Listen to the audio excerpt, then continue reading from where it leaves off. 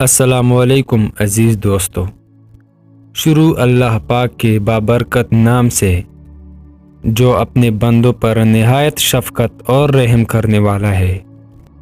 مولانا رومی نے سلطان محمود غزنوی کا ایک عجیب واقعہ لکھا ہے جو بڑا عبرت خیز اور سبق آموز ہے۔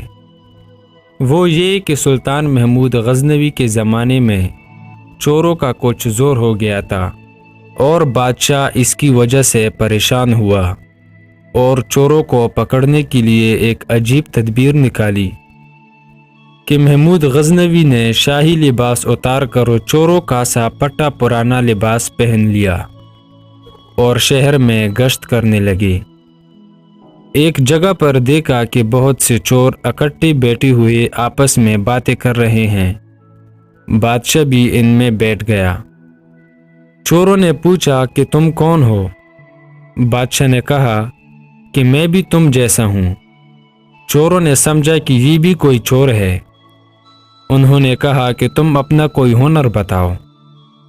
اگر تمہارے اندر کوئی ہنر ہوگا تو تم کو اپنے ساتھ شریک کر لیں گے، ورنہ نہیں۔ بادشاہ نے کہا پہلے آپ لوگ اپنا اپنا ہنر بتاؤ، پھر میں اپنا ہنر بتاؤں گا۔ ایک چور نے کہا کہ میں اونچی سے اونچی دیوار پاند کر مکان میں داخل ہو جاتا ہوں، اگرچہ بادشاہ کا قلعہ ہی کیوں نہ ہو۔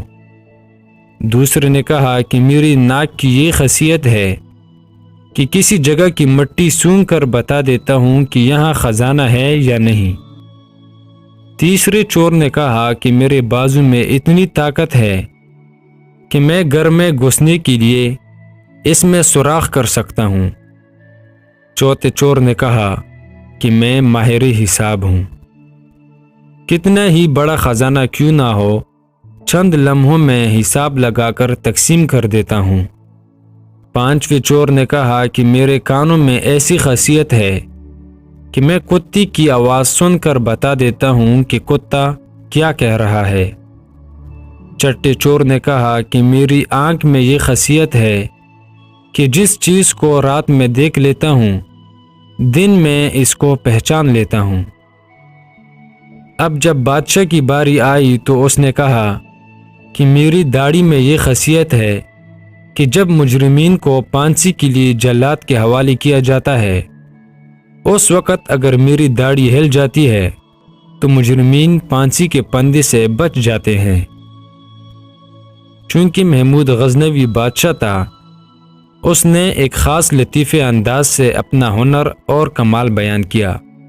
سارے چور یہ بات سن کر خوش ہو گئے اور کہنے لگے کہ آپ تو چوروں کے کتب ہیں، جب ہم کسی مصیبت میں پھنس جائیں گے تو آپ ہی کے ذریعے ہم کو خلاصی مل سکتی ہے۔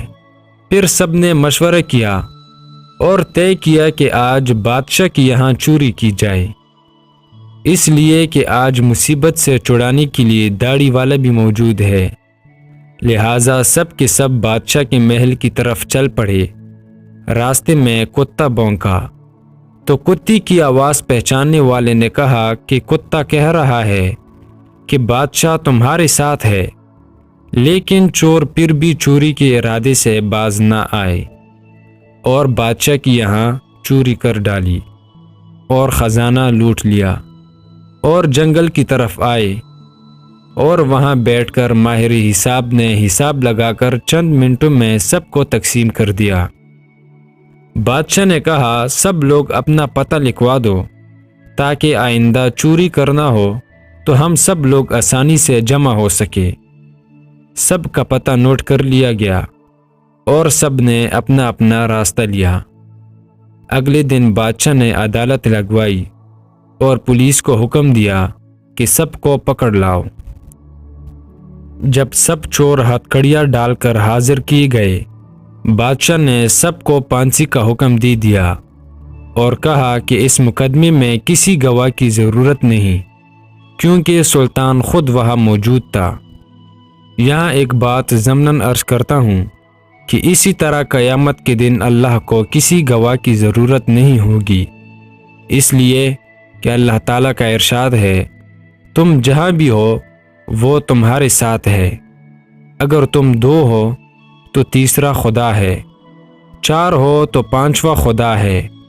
جب تم بدکاریاں کرتے ہو تو اللہ سب دیکھتا ہے۔ اللہ کو کسی گواہ کی ضرورت نہیں۔ اس کے باوجود قیامت کے دن بندوں پر اتمام حجت کرنے کے لیے ہاتھوں اور پیروں کی، فرشتوں کی اور صحیفہ اعمال کی گواہی ہوگی۔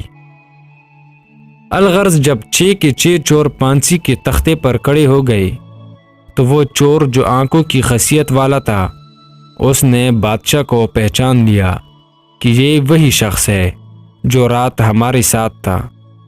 وہ تختہ دار سے چلایا کہ حضور کچھ دیر کے لیے امان دی جائے اور آپ سے تنہائی کا موقع دیا جائے۔ بادشاہ نے کہا ٹھیک ہے، تھوڑی دیر کے لیے پھانسی کو موقوف کر دو اور اس کو میرے پاس بھیج دو۔ اس نے حاضر ہو کر عرض کیا کہ ہر ایک نے اپنی خاصیت بتا دی، ہر ایک نے اپنا ہنر بتا دیا۔ ہمارے وہ ہنر جن پر ہم کو ناز تھا، انہوں نے ہماری بدبختی کو اور بڑھایا کہ آج ہم تختہ دار پر ہیں۔ اے بادشاہ، میں نے آپ کو پہچان لیا ہے کہ آپ نے وعدہ فرمایا تھا کہ جب مجرموں کو تختہ دار پر چڑھایا جاتا ہے، اگر اس وقت میری داڑھی ہل جاتی ہے تو مجرمین پھانسی سے نجات پا جاتے ہیں۔ لہٰذا آپ اپنا ہنر ظاہر فرمائیں تاکہ ہماری جان خلاصی پائے۔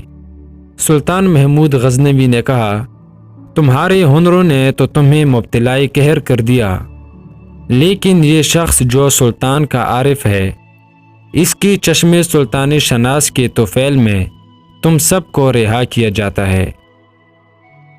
اس عجیب و غریب قصے کو بیان کر کے مولانا روم کہتے ہیں کہ دنیا میں ہر شخص اپنے ہنر پر ناز کر رہا ہے۔ بڑے بڑے اہل ہنر اپنی بدمستیوں میں مست اور خدا سے غافل ہیں، لیکن کل قیامت کے دن ان کے یہ ہنر کچھ کام نہ آئیں گے، بلکہ یہی دنیاوی ہنر ان کو مبتلا قہر و عذاب کر دیں گے۔ اور اس کے برخلاف جن لوگوں نے اس دنیا کے اندھیرے میں اپنی حقیقی بادشاہ اللہ عز و جل کو پہچان لیا اور اس کی معرفت اپنے دلوں میں پیدا کر لی، قیامت کے دن یہ خود بھی نجات پائیں گے اور ان کی سفارش گنہگاروں کے حق میں قبول کی جائے گی۔ یاد رکھو کہ جس نے دنیا کے اندھیرے میں اللہ کو پہچاننے کا ہنر سیکھ لیا تو پھر دوسرے ہنر سیکھنا کچھ مشکل نہیں، کیونکہ پھر کوئی بھی ہنر آپ کو اللہ سے غافل نہیں کر سکتا۔